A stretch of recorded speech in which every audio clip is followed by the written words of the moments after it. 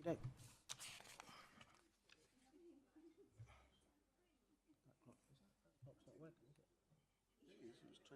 All right. All right, good evening, members and members of the public. Members, before I start, I'll just make some introductions for the benefit of the tape and for those watching at home and for our members of the public. On my right, I'm just going to introduce the officers on my right. It's David Dickinson, who's our Strategic Director and Section 151 Officer. Then we have Fiona Dummel, who's the Strategic Director. And then we've got Phoebe Barnes, who's the Director of Assets and Investments. Samantha Nicholson, who's the Corporate Manager for Transformation Policy, Performance and Funding. And lastly, we've got Greg Campbell, who's the Director of Policy and Transformation. So members, good evening and welcome to this meeting of Strategy, Finance and Policy Committee. Could I ask everyone to note the fire safety instructions?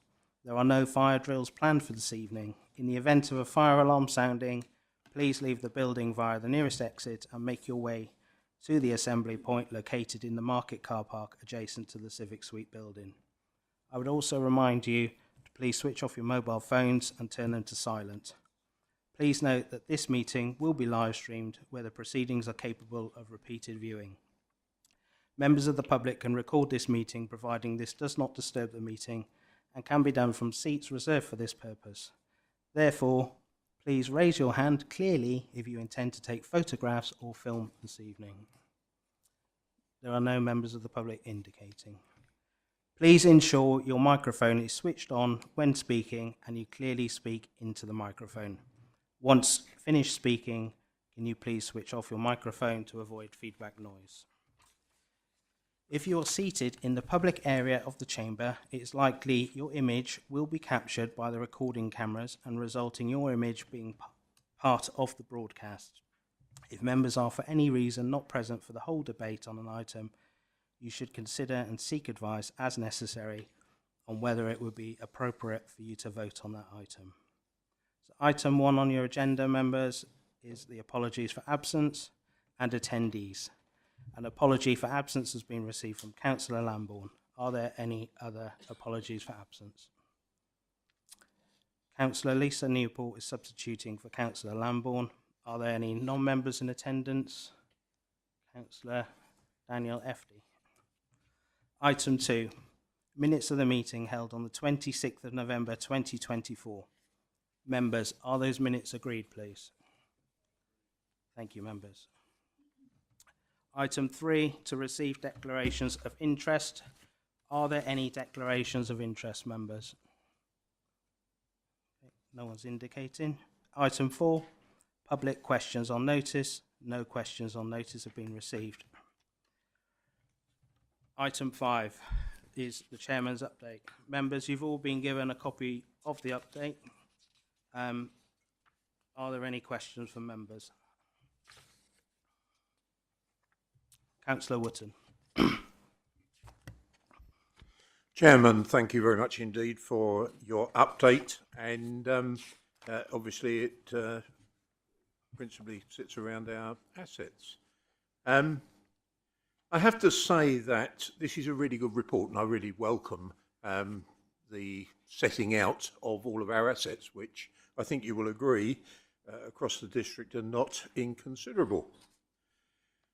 And I look back 5 or 6 years when the Conservative administration was in place, we recognised exactly the same sort of challenges as outlined in the statistics set up at 5.2 in terms of the returns that we get. What isn't quite clear from this report is the amount of investment, capital investment, that is going into those assets. So it's a slightly distorted picture because you get income from a relative few and there's quite a lot of costs associated. Then if we move down the page to 1.2, the Civic Suite, we talk about it having been reopened, and I wonder, and it's more a question for officers, what funding was provided and how much has actually been spent to date, because it is quite evident that meeting rooms are being opened. I think even staff are working here for some time. So then we go down to the next paragraph on 5.2, and there's a statement there saying, obviously under the Civic Suite, that it is the preferred location for headquarters relocation, where elsewhere in the budget papers and the various tables, it alludes to £1.5 million being set aside. But I can't actually recall where, through a governance process, it's actually allocated as being the preferred location. So is all this happening, I'm wondering, by stealth? Because we've not seen a feasibility study for us to be able to objectively look at these things. And then we look at the freight house at 1.3, interesting stuff there. I was told in a member's briefing in response to one of my questions that there was no feasibility study on it yet. That may be the case, but interesting that there's a quote there of £93,000 to get it open. What is more concerning is the fact that clearly in all the various tables we see absolutely no budget provision for opening the freight house, despite having a clear indication. But when I was asking that question in the briefing, I was said, well, we can't actually put in a set of sum of money until we actually have a feasibility study. And yet we put in a large sum of money for another building which hasn't got a feasibility study. So which is it to be? So I genuinely welcome this because running our assets presents a challenge. And I don't underestimate the difficulty for the administration in making sure that we make sound commercial decisions as opposed to those political opportunistic decisions. Thank you, Chairman. Thank you, Councillor Wootton. So I can, I'll ask David and Fiona and Phoebe to pick up on those questions. Thank you, Councillor. I'm happy to answer the freight house. I'll defer to Phoebe for the other item, if that's okay. So specifically your question on no feasibility study, you're correct. The feasibility study has not started yet. Sorry? Oh, sorry. Oh, yeah, wasn't coming on. Yeah, so that's better. So your question around feasibility study, you're correct. It hasn't started yet. We're just in the process of appointing an expert to do that piece of work. The 93,000 has come from the condition survey, which the council commissioned. And that piece of work needs further refining, as in we need to go and get actual quotes. What I would say is that 93,000 is just for essential compliance works to reopen the building. So that's not taking into account all the other costs that may be required. It's just to ensure the building is legally compliant. But that will form part of a report that will come back to the March committee. I think that was your questions around Freight House. Councillor Wootton, you happy with that question on the freight house? That answer?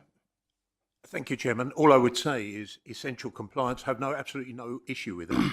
But if I can turn the clock back to essential compliance to get Mill Hall opened, and clearly you need to conduct stuff to make sure that it's essentially compliant, and we got that open. But there seems to be no desire, because there's no budget provision, there's no line on the budget for getting the freight house. So there seems to be a bit of a contradiction in terms, in the sense that there's one rule for the Mill Hall and there's one rule for the freight house in terms of essential compliance. So I can't answer why I wasn't here then when budgets were set for Mill Hall. When the report comes back in March, it will be recommending that a sum of money is set aside to do those compliance issues. If you're referring to a sort of wider budget to regenerate Freight House, we can't do that until we've done the feasibility study and looked at what comes forward in terms of cost. Otherwise, I'm not sure what we'd be putting into a budget figure. So we're following logical steps, hopefully logical steps, and at the appropriate time, we'll be bringing those work packages back to committee so that you can review them and make decisions accordingly. Okay, I'll just move on to Miss Barnes for you, Councillor Wootton. Miss, in regards to the preferred location, thank you. Thank you, Chair. So with regard to the governance around the Civic Suite being the preferred location, that decision was made at full council in September 2022 as part of the recommendations surrounding the dissolvement of the ADP. It was resolved that the Civic Suite was the preferred location and that a separate business case would come forward. So that is what we are working to, and then the business case for that preferred location will come forward. In response to the question regarding the cost that we've spent to date on this building, 30k was allocated to the reopening of the chamber with the meeting rooms that the executive at the time resolved last March, and we have remained within that budget. Okay, Councillor Wootton, that answers your questions. Okay. Is there any other questions, members? No, I see no more hands. So, members, we'll move on to the main event, item 6. Oh, no, it's not the main event, sorry. It's item 6, 2024-25, quarter 3 budget monitoring. We'll now consider the report of the Strategic Director of Finance setting out the forecast revenue and capital budget positions at the end of quarter 3, 2024-25. Mr. Dickinson, Ms. Turner, do you have anything to add to the report? Thank you, Chair. Just to highlight a few points. So the Q2 report came about 2 months ago, so this is a fairly quick turnaround for Q3. It hasn't changed that much. It's about 100,000 better. So the forecast is for 1.4 underspend. And if this is the same amount at outturn, then we will come back to have a decision on what can happen with that underspend. Nothing further to add. Thank you, Mr. Dickinson. Are there any questions, members? Councillor Ward?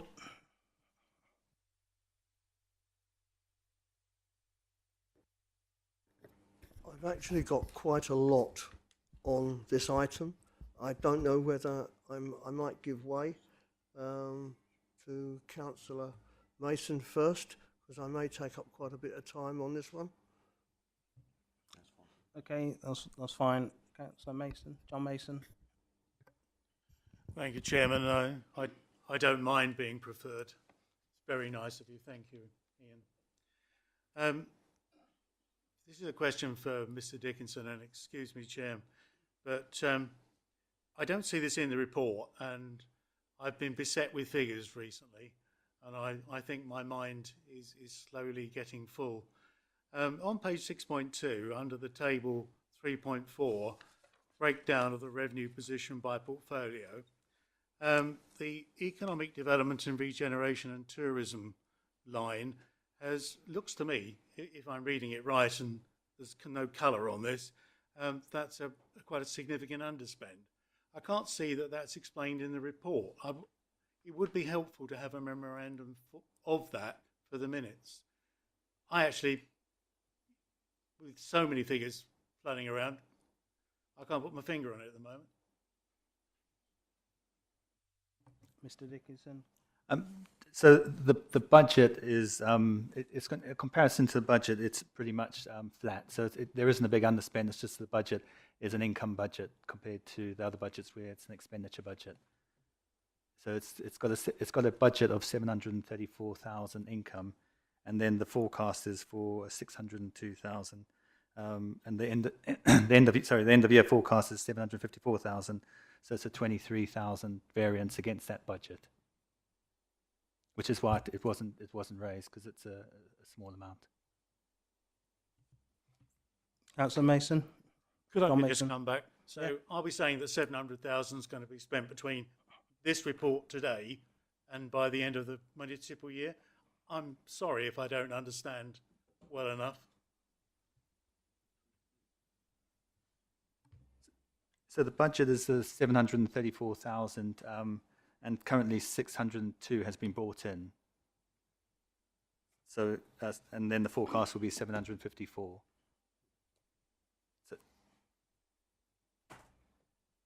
So it's an income it's an income budget. Well, it's a budget that has an income rather than expenditure position. Okay, Chairman, then I'm asking the next question, which helps me understand, because I deal in things and projects and actions and activities rather than simple numbers. So where's that money coming from and what's it for? Okay, thank you. You can answer that. I'm happy to answer that as Councillor chair Hoy. of that committee, Councillor Mason. The money, but it's probably quite surprising for many people that the Economic Development, Regeneration and Tourism Committee includes the off-road parking. So the off-road parking is income. So there is there's £880,000 income from off-street parking, which will have looks like we will realise 7,000 more than the budget on that. So the 754 at the bottom line is the total income less the costs that we're going to have. So £880,000 income from parking. Economic development is a cost of 143,000. The culture and heritage is an income of 18,000. Gives 754. There's a variance of £23,000, which is additional income, of which £7,000 is parking. Does that help? Chairman, if I may, so that money is received by that portfolio, that department, and it's in the revenue stream of the council. It's not spent by your committee, Councillor Hoy. I wish I could, but Well, I wondered. That's no, why I I asked the can't. question. Yeah, no, I can't spend that money. That's the revenue stream of the So council. It it's just comes under the available committee for name. everyone within the budget. Thank you. Yeah. Okay, right. Moving on to Councillor Ward, please. Yeah, thank you very much, Chairman. On page 6.2, 3.1, if Mr. Dickinson would kindly walk me through that statement on 3.1, because it doesn't add up. It doesn't add up. Mr. Dickinson. So the original budget was set at 12.896 million, and then drawdowns from reserves were the 1.49 million to bring to the 14.386, and then the forecast is 13.019, which is an underspend against that revised budget of 1.367. Doesn't add up.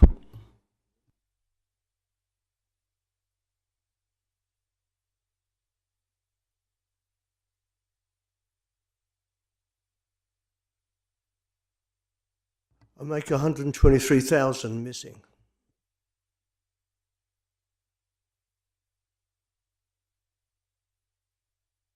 I'll review the figures and can come back on that.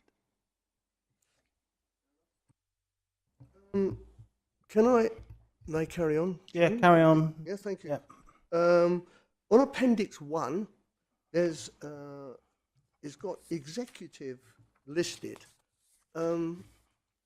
I didn't know we had an executive, so can you explain the listing called executive and who is the executive?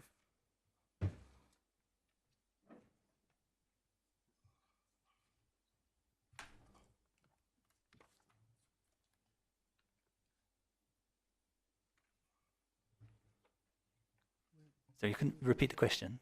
You have a listing on Appendix 1, executive, in one of the items, and I just want to clarify. Are you, sorry, Councillor Ward, are you referring to the leisure contract, leisure smoothing reserve, where it says authorisation, the executive, It's executive, yes, and under general fund, yes, executive? yeah, correct. Okay. Is that?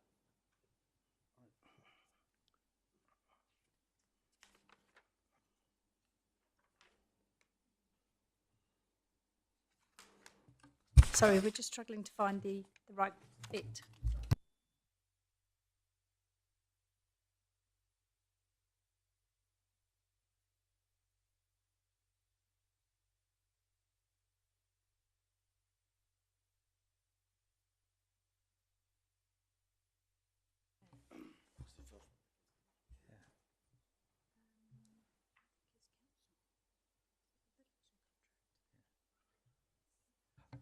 think we're just going to check, Councillor Ward, but it might be a legacy authorisation. Just bear with us.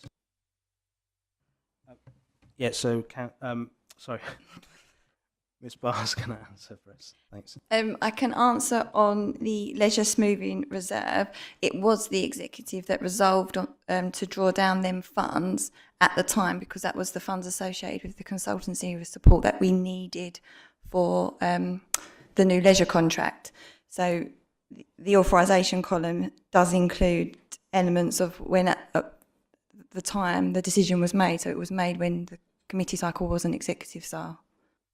So, thank you. I mean, that would have been helpful to a bit of clarity, because that's we're talking 2-3 years ago. Okay, if I may carry on. Can we move to page 6.4? There's a couple of questions there which you might be able to help me with. Building control fees. 36,000 under budget. It was one of the best profit-making areas. I just wondered why that has come down, why we're under budget on that one. I can't answer that here, but I can get someone to provide a response. Okay, to you. fair enough, thank you. Interesting thing that popped up to me was the insurance. Damage at the depot. You've got it down as 12,000 income. Now, what was the damage? What was the cost of repair? And was the 12,000 profit from the insurance, which it shouldn't be anyway? I'm just curious as to how you can show insurance money as profit. Same. I'll need to come back to you on that. You're going to have to come back to me on that one as well. So, Okay. Councillor Ward, can I just ask, are you going to go into detail that Yes. our officers here won't be able to, because you're asking about specific service areas, very detailed. Absolutely. Okay, Absolutely, Chairman. it would have been really helpful if you'd put those questions prior to the committee meeting, so we could have got those answers for you, because I think you're going to find that our officers are going to say they're going to come back to you in writing for most of these questions if they're at that detail. If I may say, Chairman, all of these that I'm looking at now should have been checked. And I'm just pointing out items that I believe... Councillor Ward, it's not that they haven't been checked. I think your expectation from the officers present here, going into that level of detail here and now, I don't think it's very fair. But you can carry on with your questions, but I think you're going to get an answer saying they'll come back in writing. I hope I will be getting some answers to some of these other questions, which should be generic. Okay, if we go to page 6.5. Now, I noticed the term pressure, 28,400 pressure on NNDR, 21,550 pressure on IT contracts and upgrades, and 9,100 pressure on postage costs in relation to elections. Can you expand on the term pressure, please? So it's an overspend, effectively, Thank or you. an underachievement. Thank you. Okay, I thought that might have been plainer, maybe just for the benefit of others, but I thought I just wanted to illuminate that one. I noticed we have 7,500 savings on Rochford District Matters. Can I ask the question, is that because it wasn't printed, Chairman? That was because it was removed from budget last year. We haven't removed it from budget this year. It was when council approved budget last year, it was resolved under the previous joint administration, and Councillor John Mason can affirm that, because I'm sure he remembers that we removed Rochford Matters from the budget. Chairman, yes, Rochford Matters was consigned to the past. Thank you, Councillor Mason, John Mason. Thank you, Chairman. If I can move on to 4.1 on 6.5, the capital revised budget of 7.153 million. I just needed to understand how that figure is made up from those components that are listed, because again, that particular item doesn't add up either. There's a difference on that, so it's a mathematical issue. Yeah, we can check those figures as well. We have checked the original question, the figures there, and they do add up. Yeah. So I don't know about these ones, but they generally are checked. But we can check. No, I just found an £8,000 difference, that was all. Okay, I think Mr. Dickinson will come back in writing with the workings out for you, Councillor Ward, so you could clearly see. Thank you. Is that? Okay, thank you, Councillor Ward. Yep. Councillor Wootton, and then Councillor Belton. Thank you. Thank you, Chairman. Coming back to the table on 6.2,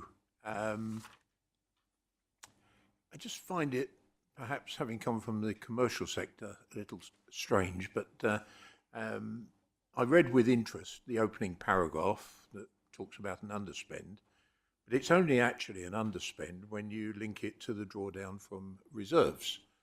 And then I looked at Appendix 1, which explains where some figures have come from. I just find it an odd concept that we set a budget. A lot of stuff in Appendix 1 could have been foreseen, because a budget tends to be a vision and rather than actual spend. Appendix 1 sets out some perfectly reasonable items, but I just wonder why they don't go into the original budget, because it looks a bit self-congratulatory to actually come in with an underspend, when actually it's a thumping great overspend compared with the original budget. That's my first question. I understand why there are drawdown from reserves to meet, but this is revenue budget after all. The other thing which concerns me, if my hearing was correct, I think I heard earlier that the works that have been done in this building fall within the £30,000. I think it was 30,000. So then I look at page 6.16, which is an explanatory note, and I see Civic Suite, audio-visual equipment, £52,000 to be spent this year. So I'm just wondering where 30,000 and 52,000 sits, because last time I did my maths, that adds up to 82,000.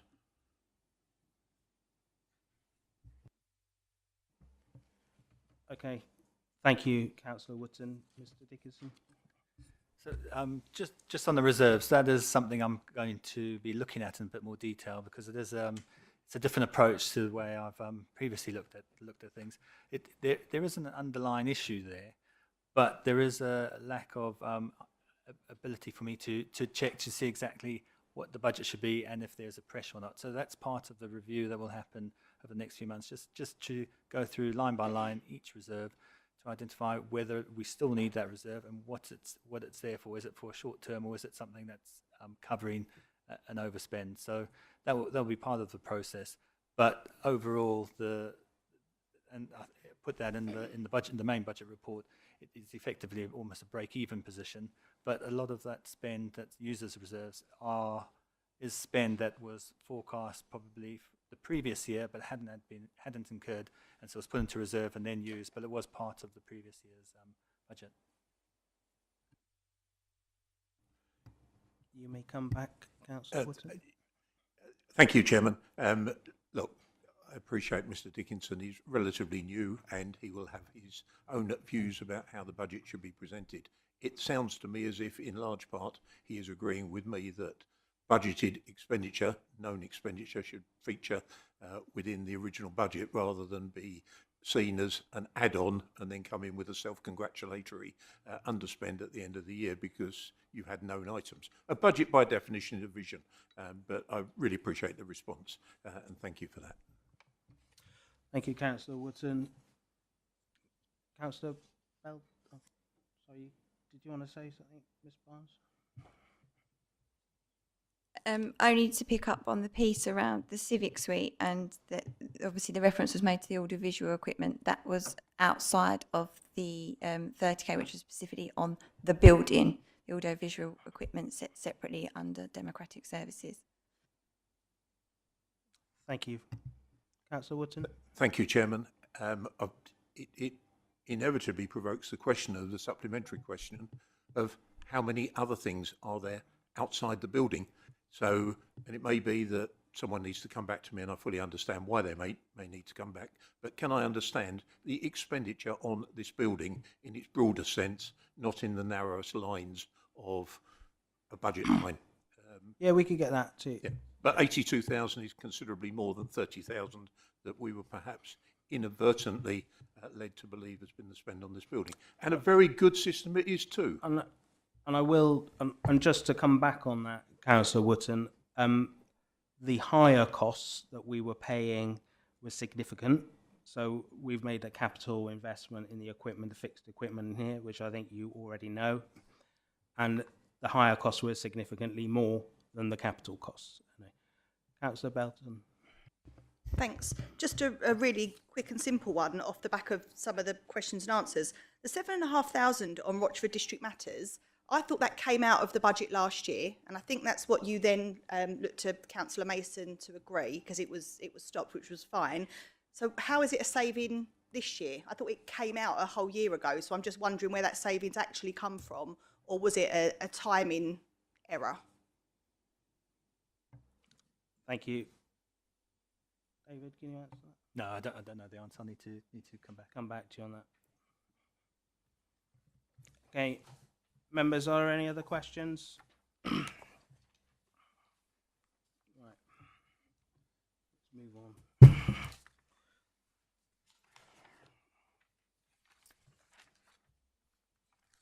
Okay, so members, I will now move a motion that the recommendation at page 6.1 of the report be approved. Do I have a seconder? Councillor Hoy. Members, we will now vote on the recommendation to note that quarter 3, 2024-25 revenue budget and capital position set out in section 3 below and detailed in appendix 1 to 3. All those in favour? Yeah, we note that, yeah. Is that noted, members? Okay, right. Item 7, the 2025-26 budget and 2025-30 medium-term financial strategy. We will now consider a report of the Strategic Director of Finance setting out the proposed medium-term financial strategy for the period 2025-26 to 2029-30, including the 2025-26 budget and council tax level. The report also seeks the endorsement of the corporate plan, which articulates the council's priorities and which the resources allocated in the budget take account. Mr. Dickinson, do you have anything to add to the report? Thank you, Chair. Just one change I've just seen now to recommendation 3, which is just a change. It should be after the 24-25 accounts are closed rather than the 25-26 accounts. So apologies for that. And then just a few key points from the budget. So overall, key part of it is the settlement. So the settlement was a reduction, but there is the availability of extended producer responsibility, which was a positive. And then the cash balance held with the interest rates being quite high, that's been also a tailwind to the council.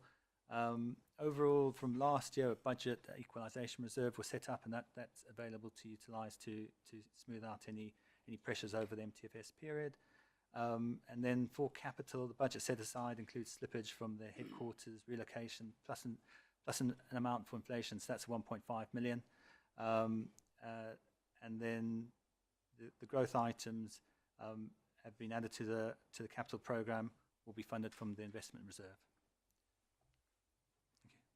Thank you, Mr. Dickinson. Members, are there any questions? Councillor Ward. Yes, thank you very much, Chairman. Yeah, this one is in reference page 7.7, and it actually refers to the revenue budget 2025, 2026. Again, there seems to be some inaccuracies in the mathematics, and I think that needs to be checked over because, again, I wanted to understand how we arrived at the 1.367 underspend, 1.67 million underspend, and there seems to be a discrepancy of 123,000, which again I refer to in 6.2, item 6. So that may be something that you might need to check, please. Thank you, Councillor Ward. Mr Dickinson? The numbers are taken effectively from the Q3 report, and I think they do add up. I think they have been checked.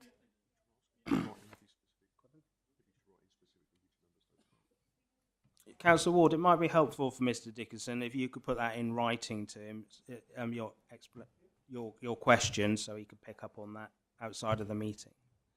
Is that okay? Thank you. Brilliant.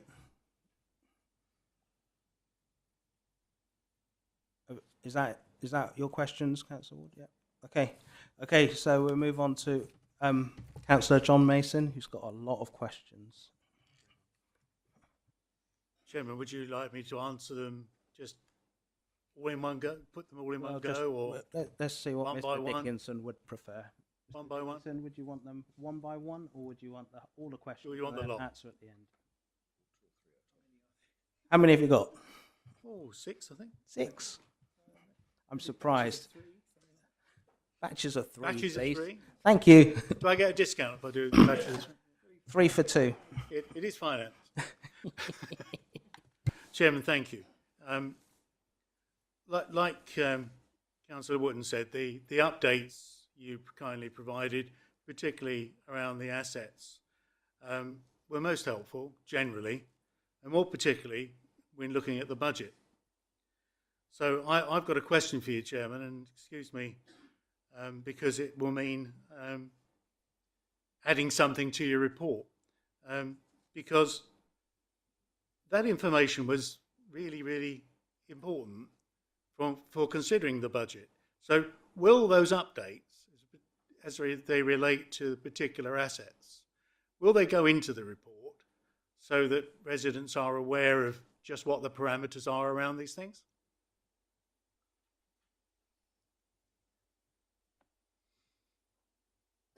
And were you asking in batches of 3, Councillor? That's just one. I thought you wanted to ask 3 at a time. Oh, well, okay. Yeah.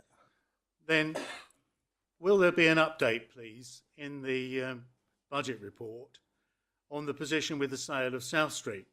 Because we made a decision in December, and I remember it was just before Christmas, that we were going to spend 6 weeks marketing the properties. And it's been a good 6 weeks. So I wonder if we can have an update, if not tonight, certainly in the report of the budget. Like another one? Okay. In the budget report, it talks about the fact that the separation of food and green waste is no longer necessary. I remember that in early 2023, the council purchased 2 very expensive vehicles to aid the new service, notably the separation of food and green waste. So what's happening to them then? Again, I did raise this with Mr Dickinson at a one-to-one meeting which was hosted by the Deputy Chief Executive, and I thought there was going to be an entry in the report.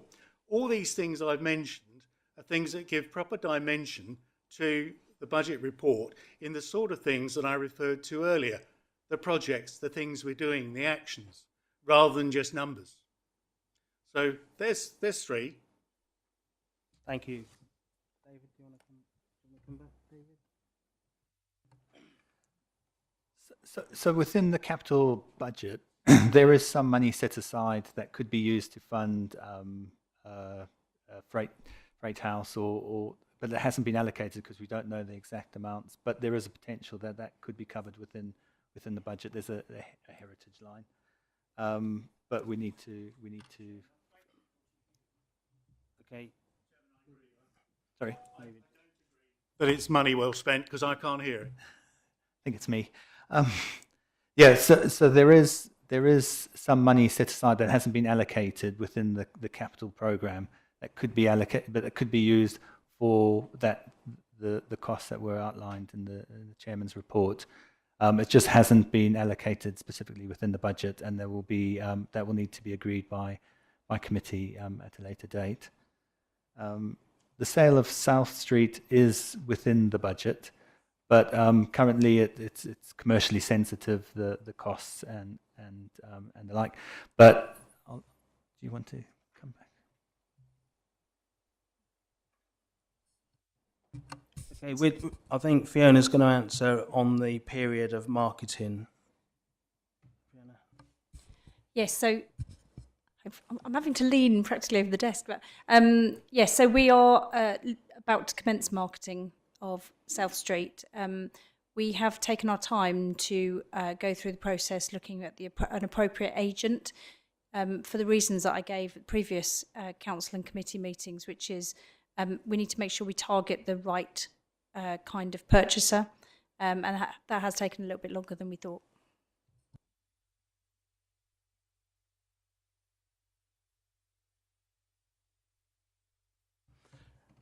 Councillor John Mason. So, on the on the food waste vehicles that you referred to,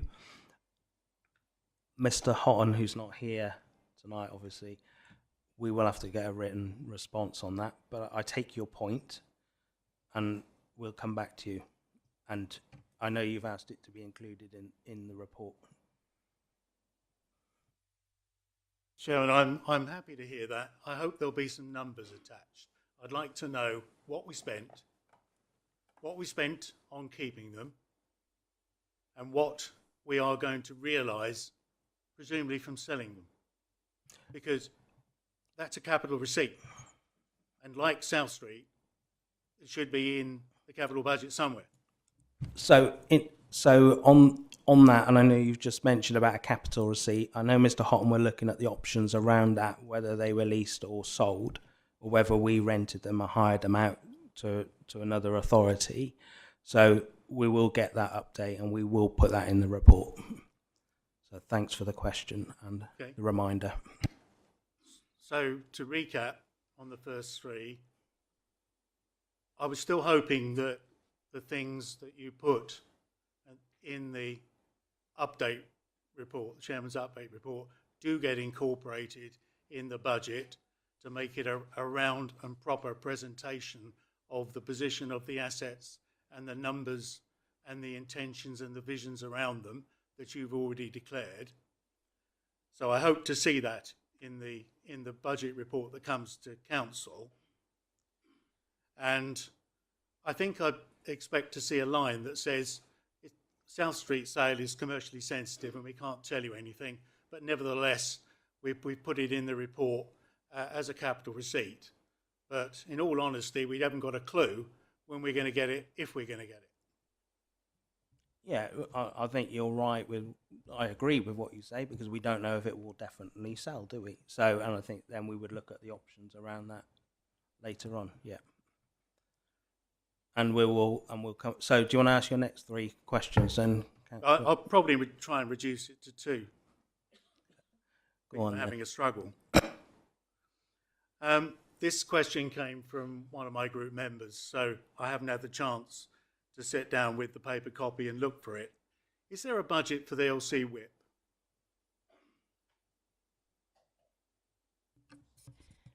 Do you mean a budget to organise the and deliver the LC whip, or do you mean to actually do the actions within the LC whip? Well, both, if I don't mind me saying, because you can't do one without the other. So the LC whip has been funded by the county council, so there's no budget from us. In terms of actions funded from the LC whip, well, I haven't seen a final version of the LC whip yet, so until we see that, it'd be very difficult to put a budget sum to one side. However, I would expect quite a large amount of funding for any LC whip to come from things like Section 106 monies. So it isn't generally that councils would set aside huge chunks of money to pay for that. I'd expect to see it coming from national funding, Section 106 funding, SIL funding. But that's not to say the administration couldn't put a budget to one side, but we haven't seen a final version of the LC Whip yet. So I'll just add to that. With the LC Whip, and when I looked into this through Essex County Council, a lot of the funding for LC Whip is through active travel, and it does come from the government, and the costs are quite significant for delivering LC Whips. And Essex County Council have done a cycling strategy, and when I questioned them on that, which is obviously to do with that, and I asked them how much budget they put aside to underpin their strategy, they couldn't give me an answer because basically it's very small. So they do rely on active travel, so it's really government funded with delivering LC Whips, and Section 106 is, as Fiona said. Thank you, Chairman. Let's make this the last one. Yeah, Mr. Dickinson, I've asked you about this before through the chair. I really do think that members... Councillor Mason, can you just move a bit closer to the mic? Sorry, because I really do think that members, and more particularly the residents of this district, should need to know that we subsidise Essex County Council for grass cutting. And the figure that's been going around for as long as I can reasonably remember and being coherent, of £170,000 a year. If we had that £170,000, our budget would look very different. And I think as a mitigating perspective, there ought to be a note in the budget report about it. Do you want to come back? Sorry, thank you, Councillor John Mason. Do you want to come back on that, David? No. Okay, you come back in writing. Yeah, Mr. Dickinson will check with Mr. Houghton and on the detail and come back to you. That's okay. Chairman, coming back to me is fine, but I'd like to see it in the budget report. I'm only interested in things going into the public. I'm not terribly interested as an individual. I'm speaking on behalf of not just the residents I represent in a ward, but the district as a whole. I'm trying to make this a more rounded, more informative budget. Thank you. All right. Yeah. Okay, members, are there any? Right, Councillor Belton. Thank you, Chairman. You'll be pleased to know I'm not looking to debate or make any grand statements this evening. I'm going to save for full council anything I need to speak because I've said everything twice at every committee meeting so far this year, and it's not fair on the people in this chamber to have to listen to me twice.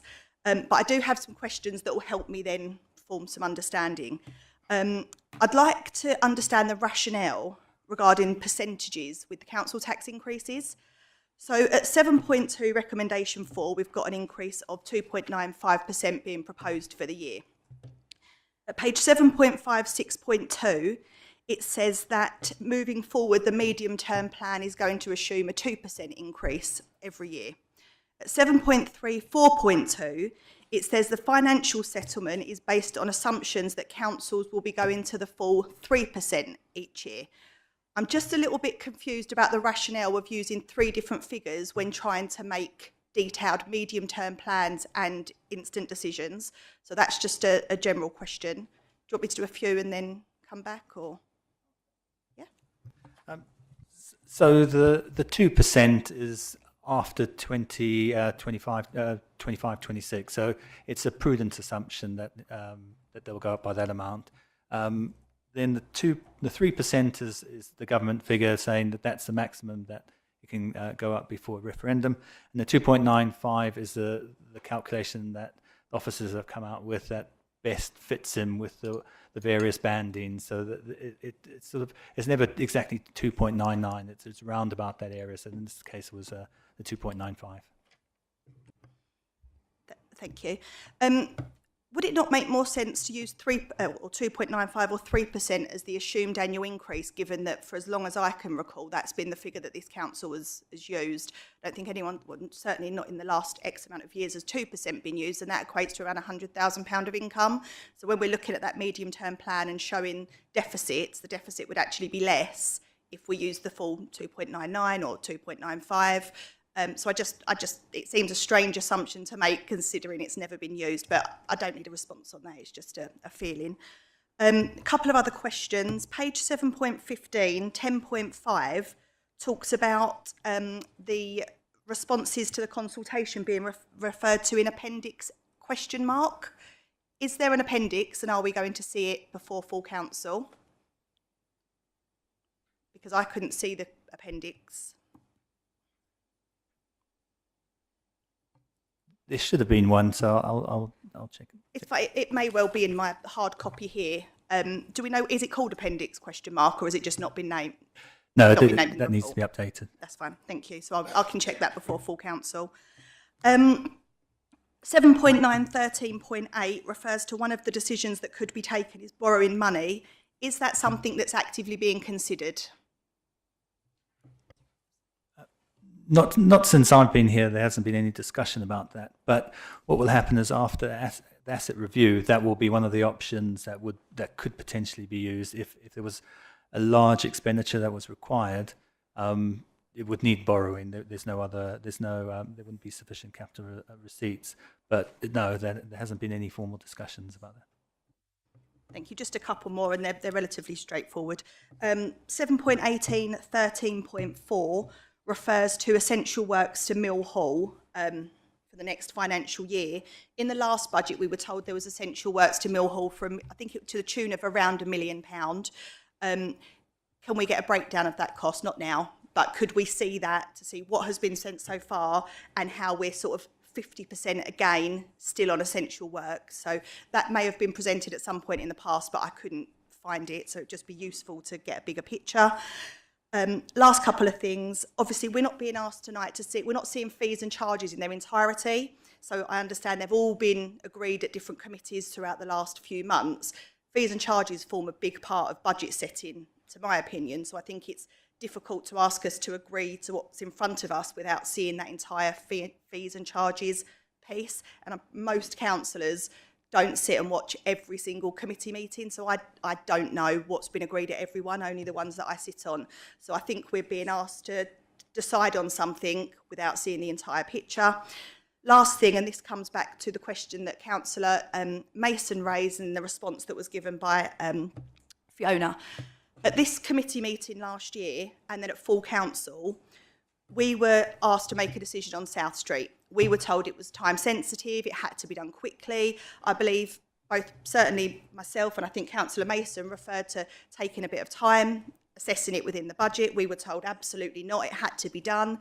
And if my memory serves me right, and it could be wrong because I haven't checked, there was only 18 members of the council that actually voted in favour of moving ahead with South Street at that time. Some didn't vote because of some discrepancies around the voting system. Some abstained, some voted against. So considering how that was rushed through, to now hear that we're taking our time to find an agent to get it right is fully at odds with what was being pushed on us twice last year. So I just wonder what's changed between now and then. And that is it for me. Thank you. Thank you, Councillor Belton. Fiona? So nothing's changed. The process would have been the same if it had taken another month to make the decision. We'd just have been another month on. So no one's sort of we're not dawdling with it. We're following a due process to get the right agent. We'd have done that if the decision had come a month later.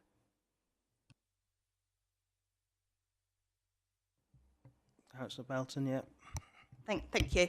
I recognise that, but we were being told, we were presented with a table and dates and told that they were imperative that we stuck with them because of planning permissions and other things that were spoken about. So I just find it a little bit contradictory that we aren't there. I fully agree with what you're doing, taking the time, finding the right agent. It just seems at odds with what was being debated in the chamber twice just before Christmas. Thank you. Thank you, Councillor Belton. Phoebe, did you have anything to add? Thank you. Also, to add to that, I appreciate I wasn't at that meeting. I was elsewhere. But the reason why, as well, we was pushing, so we're not a month behind as such, is to get the site marketed. But also, an assumption has been made in the budget. We've not declared what that assumption is in the budget paper because we don't want to associate a price to South Street at this moment in time because we want the process to be competitive. So the capital programme has an assumption that there is a capital receipt. If that decision was not made in December, that assumption would not be in the budget now, and then therefore there'll be more decisions around the capital programme. The report, and I've not been able to find it, but I don't know if David would refer to it, but the report does make reference to that here tonight, and I just wanted to make that clarity.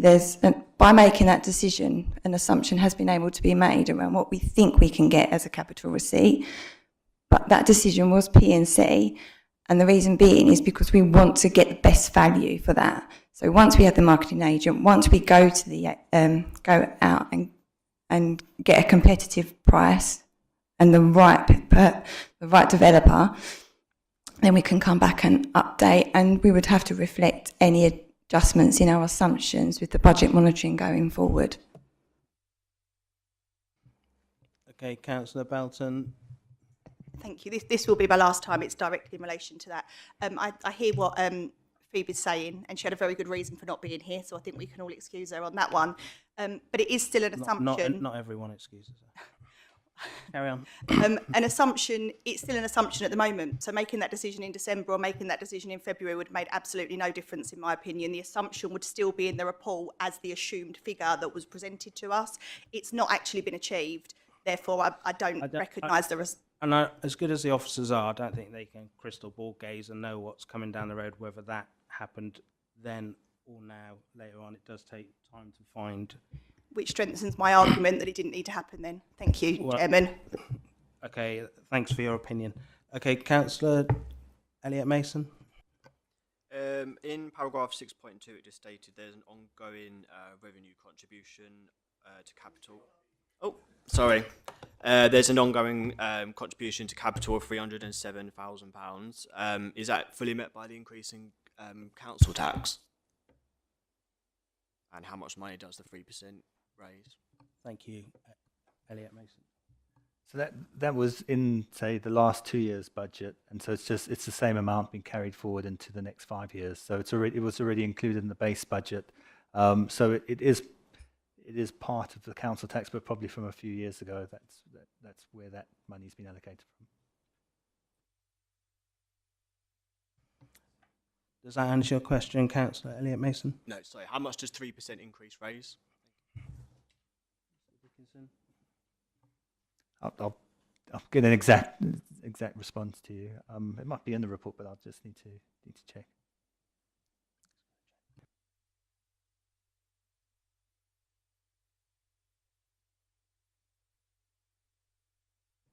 He's gonna come back. Right, members, are there any other questions? Councillor Wootton. Thank you, Chairman. Did I understand the last point? How much does 3% raise in terms of council tax? Did I understand? Was that the question? Well, it's around £80,000 per percent. Roughly £80,000 per percent, as I recall. £250,000, roughly. Right, thank you, Chairman. Page 7.3, just a little odd to read on a report dated the 28th of January, something in the past tense on 4.2, which talks about the government published the financial settlement for local government on. Do we know the date yet? It's just a by the way. No, we don't. Okay, moving on to page 7.7, 7.12. And actually, this relates to the last report. I thought it was very helpful to talk about the vacancy factor, but it does rather blend with the efficiency benefits for the one team. I think it would be helpful if they were split out because on one side, planning for a vacancy factor rings alarm bells for me in terms of service delivery. And it does concern me a little bit that officers seem to leave the organisation and there is a gap before new officers are replaced. And I think in terms of, in my day, there used to be a little bit of an overlap so that the previous officer could explain. So actually quite the reverse of the vacancy factor. You'd actually have a negative there, if you get my point. Sometimes you're quite pleased if someone's left in advance of the new person arriving, but it just seems a little odd to talk about £250,000 potentially. Quite pleased that talking about a reduction there. So that's about service delivery. 7.7, I've covered that one. If we go to 7.18, page 7.18, my understanding in terms of the general fund reserve is that we've always prided ourselves on being above the, I think the minimum that is liked is about 5%, but we've always tended to run our general fund at around 10%. And yet there's quite a clear reduction on our reserves. I mean, it's quite very healthy at the present time, and the forecast for the next year doesn't look bad. But there is a trend of a declining trend, which must be a bit of a concern. I don't know whether you want to come back on these things as I'm raising them all. Just on the general fund reserve, that is the concern. So that will be monitored. It's the same as the last few years, where if you look forward to say the next 3, 4, 5 years, because you put prudent assumptions, a bit like the 2% interest, the 2% increase in council tax, you do have this gap, and it's to then review it after each funding settlement, after each council tax increase, just to see if that gap's still there, and then as a not exactly last resort, but if you have to, you then have to look at efficiencies and the like. But this isn't a concern, but it is something we are monitoring, and it's not the intention to drop below the 10%, rather to stay above that. And then there is still the outturn position to come. So that outturn position, regardless of the reserve movements, should provide additional funds that can then go into protect either the general fund reserve or some of the other ones. But the idea is to look at the capital side, and if that money can be used to spend on capital and potentially planning as well. Thank you, Chairman. It's good to hear again that we share each other's concern or potential concern, and keeping an eye on it. On page 7.16, I see headquarters relocation. I'm sure I picked up a figure, and I can be corrected. I thought that there was a figure of 1.4 for this budget year, and if I'm reading it correctly, 1.5 million is being forecast. So we're up at around the 3 million mark, I believe, for headquarters relocation. And it's starting, you know, against no feasibility study, it seems quite an amazing amount. I could be wrong on my 1.4, but perhaps you can help me on that. So the 1.4 was in this year's budget. It's not going to be spent, so it's we've, instead of moving it to next year's, we've moved it to the following year, and then with inflation and potentially other costs, we will increase it to the 1.5. But it isn't. There isn't anything necessary to back up that figure. It's just that there is cost that needs to be incurred if there is to be a headquarter relocation, and so that's in the budget. But again, like everything else, there needs to be a feasibility study, and the costs need to be then reviewed and see if there's enough budget for it. But currently, it's the 1.5, which is last year's or this year's budget that we currently have pushed forward 2 years. Thank you, Chairman. And finally, from me. I have a little bit of a problem with the recommendations in general terms. If I look very closely at the terms of reference of this specific committee, that seems to be the terms of reference are at odds with agreement in the recommendations, which generally are recommendations to go to full council. So to actually make definitive statements like that the increase, that the proposed council tax requirement, and so on, So, I've got huge difficulty in sorry. Councillor Wootton, so the recommendation is that we recommend to full council. So we would Well, just... I think it's semantics, Chairman. You're absolutely right. It does say that. Yeah. But then you get to the full council meeting and it looks as if we've all agreed it here. So Well, you don't have to agree. We're just, the committee's going to be asked to recommend it. You can vote against or for it, but whatever the recommendation is, that's the recommendation that will go to. okay, point taken, Chairman. Okay, thank you. Any other questions, members? No. Okay, so members, we will. I will now move a motion that the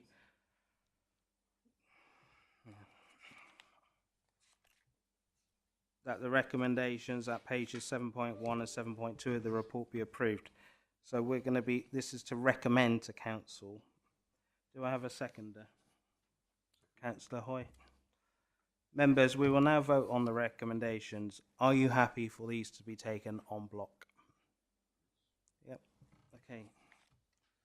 So members, that the council, that the corporate plan 2024-28 attached appendix 1 is endorsed. Recommendation 2 is that the 2020-25-26 budget and 25-30 medium-term financial strategy for both revenue and capital are approved. R3, that the Section 151 officer be authorised to adjust capital project budgets in 25-26 after the 25-26 accounts are closed and the amounts of slippage and budget carry forward required are confirmed. Recommendation 4, that the increase in Rochford District Council tax of £7.66 for a Band E property, which is 2.95% for 25-26 is approved by recorded vote. That the proposed council tax requirement for the council's own purposes, excluding parish and town councils and precepts for 2025-26 is 8.989 million is noted. That the recommendation 6, that the statement on the robustness of the estimates and reserves at section 14 is noted. And recommendation 7, to approve the pay policy statement in appendix 2. All those in favour, please, members. Okay, have you got that, Helen? All those against?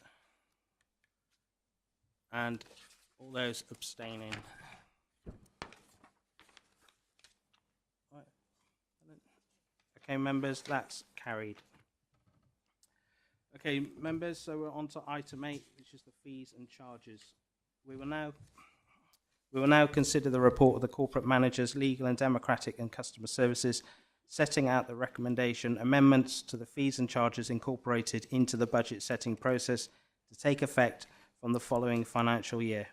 Ms. Meek, do you have anything to add to the report, please? Oh, she's not here, is she? Who's doing it? Oh, sorry, Ms. Meek's not here. David, over to you. Nothing to add. Okay, members, are there any questions? Councillor Ward? Thank you, Chairman. I noticed the incorrect date, 26 November, on the top of this. It was a bit confusing because it says Strategy, Finance and Policy Committee, 26th of November 2024, at the very, very top, rather than today's date. Is that kind of an error? That's an error, yeah. And just going on to something else then, on page 8.9 of the document, under legal services, it's just a question. Councillor Ward, I can't hear you very well. Sorry. Can you I move do a bit? apologise. Thanks. Was with the services, with regard, all the services down there, were all those services, legal services, free between April 2024 and March 2025? Because what you've got are huge increases now coming in over the next period. So I was just a little bit curious. We've got a whole mass of zeros, and then we've got numbers. So, you know, were they free previously? David, could you answer that for Councillor Ward, please? I can't answer it. I'll need to get confirmation from the officer who raised it. But Phoebe can. Phoebe? Thank you, Phoebe. Chair. Happy to add, and I think we'll follow up with a written response. I'm aware that obviously because some of these fall within my remit with some of the work that we do, we had not standardised or regularised charges, especially around the likes of leases, etc., and that, which makes it then difficult to try and reclaim costs when we're negotiating. So the point of introducing this schedule is to have some standardised fees and charges so that we're upfront and transparent with the work that we're doing around legal services to make sure that we're recovering the costs that we are incurring. Some of the costs the council incurs, there's a cost associated that can be recovered. So the purpose of this schedule is to enable that. Yeah. So does that mean over the last several years we have not recovered any charges? Phoebe, would you like to answer that? I think we'd have to take that up online. I don't think it's a case that we've never recovered any charges. I think what is that we've been ad hoc in some of the charges that we've been recovering because we've not had a standardised schedule of fees and charges. But we will take it offline and we can look at what we have and what we haven't done and provide everyone with a written response. I think that would be most helpful if that was in there, because it's very strange all of a sudden. It seems as if everything was done free gratis and then all of a sudden it's not. Okay, thank you, Councillor Ward. Councillor Belton.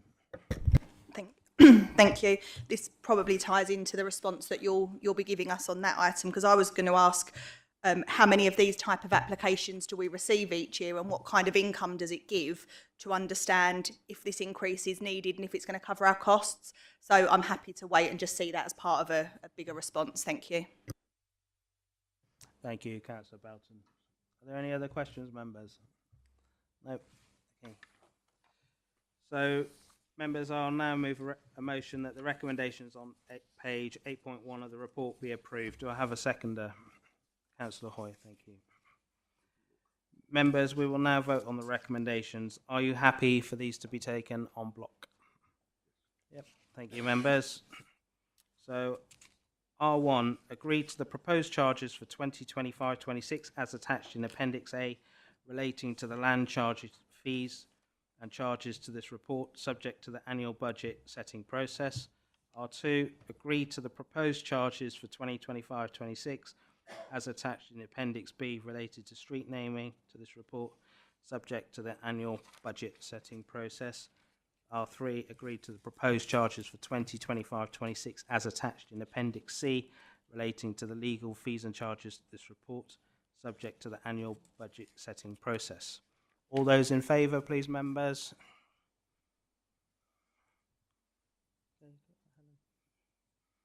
Okay. All those against? Any abstentions? Thank you, members. That's carried. Just a note for the officers.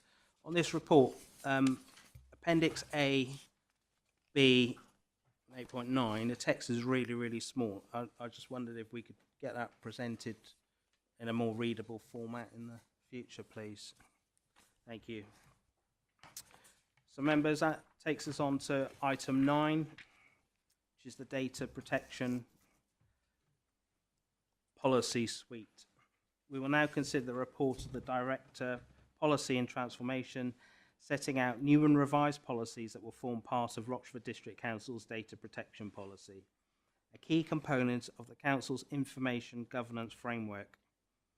Mr. Campbell, Ms. Nicholson, do you have anything to add to the report? Ms. Nicholson? If I may, I'll just provide a short introduction to the report. So at the Strategy, Finance and Policy Committee meeting held on the 28th of November 24, the committee considered a report providing the outcome of the policy audit. Can you not hear me? I'll try and turn this on.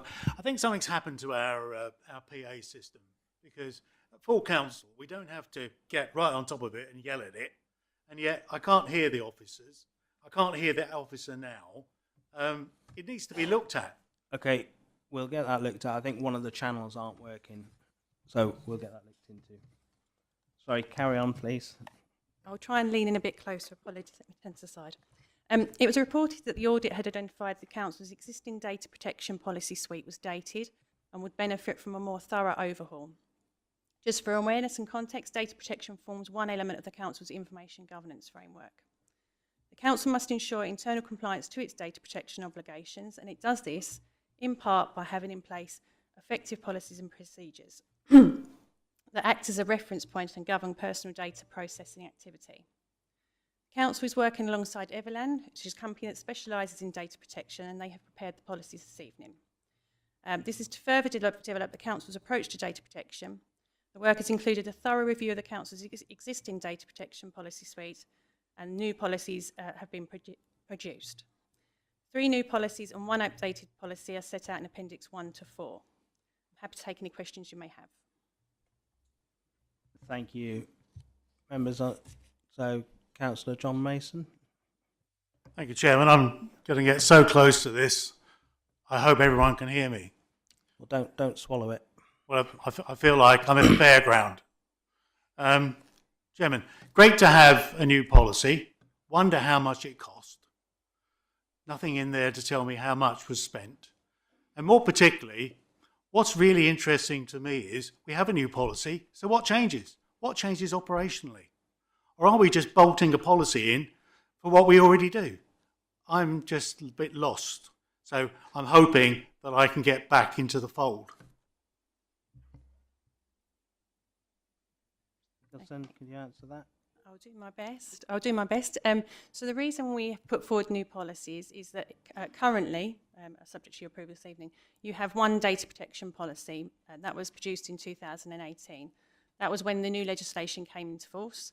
Since then, there's been obviously a lot of case law, practice has developed, so it's time appropriate now to look at those policies and make sure that we are in line with standard practice. So before you this evening, you have a revised data protection policy, but you also have other policies that would have been wrapped up in that original policy, but these have been expanded upon to make sure that we are meeting our obligations in terms of how we process data protection, how we process personal data.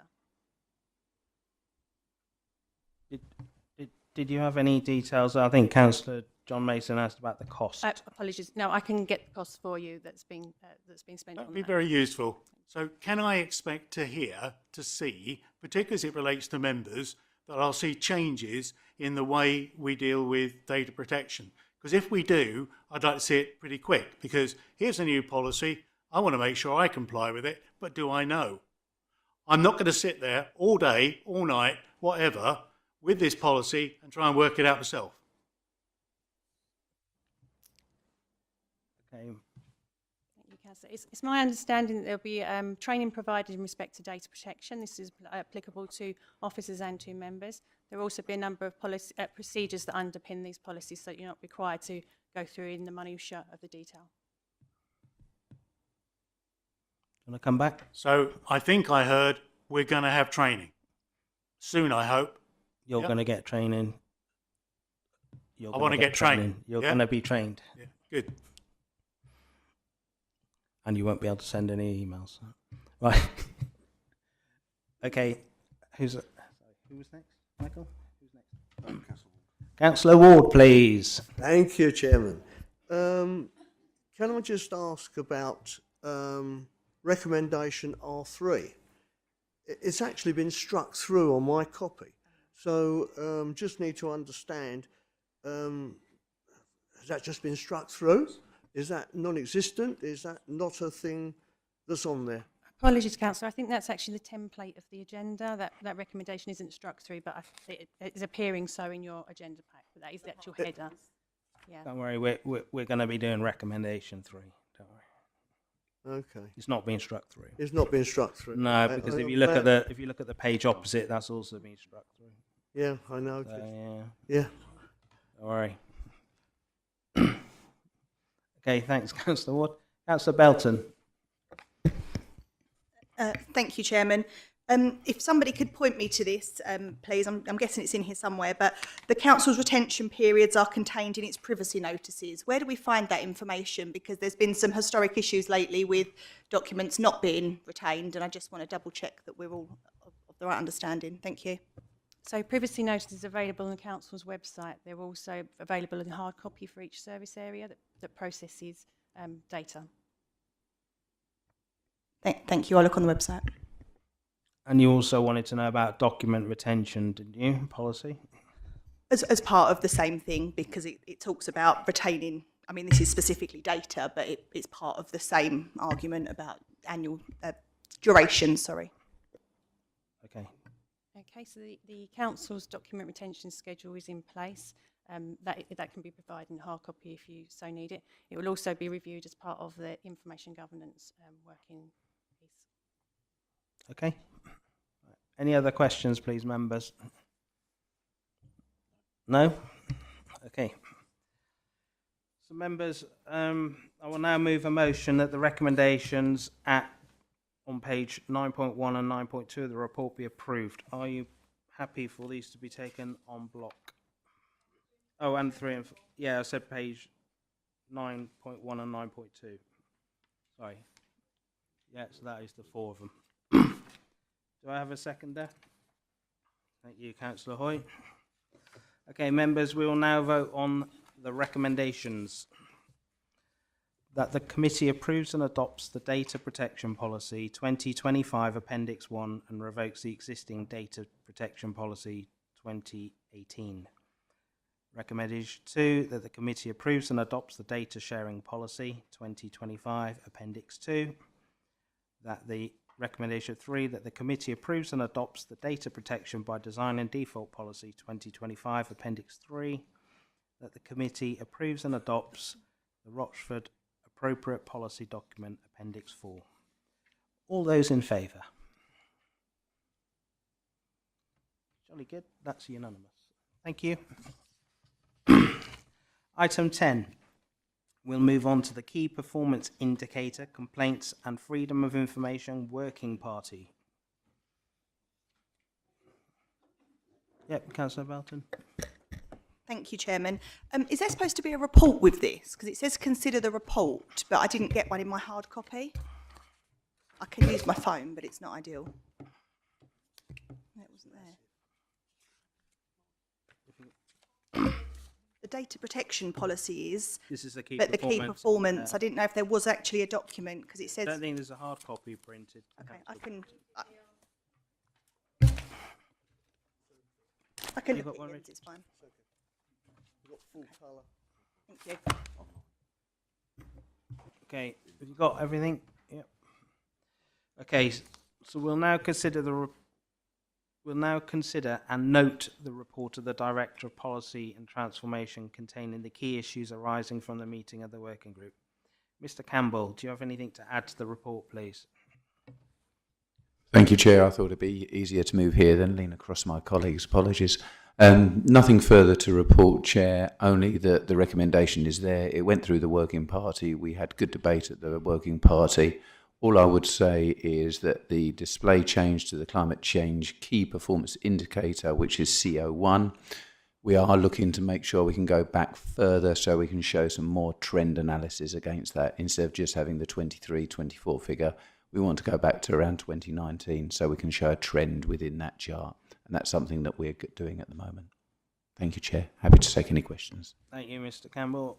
Any questions, please, members? Councillor Ward. Thank you, Chairman. It's just an observation. I noticed there's quite a few reds and downs on the planning. I take it that the planning needs to up its game. That's obviously one of the recommendations that would be in there that one would take from the report. Thank you, Councillor Ward. Any other questions, members? No.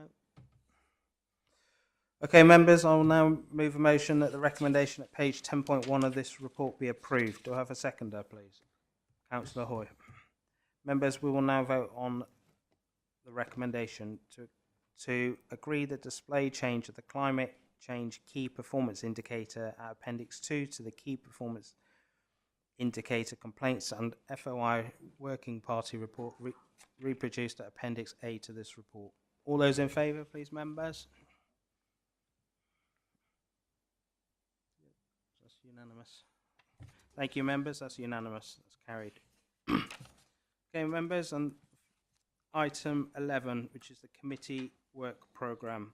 We will now consider the report of the Director of Policy and Transformation, setting out the work programme for the committee for the current municipal year. Mr. Campbell, do you have anything to add to the report, please? Thank you, Chair. Nothing further to add. Any questions, members?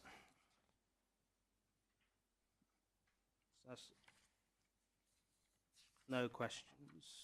Okay, members, I will now move a motion that the recommendation of page 11.1 of the report be approved. Do I have a seconder? Yes. Councillor Hoy, thank you very much. Members, we will now vote on the recommendation that the committee approves its current work programme as per Appendix 1. All those in favour, please, members? That's unanimous. Thank you, members.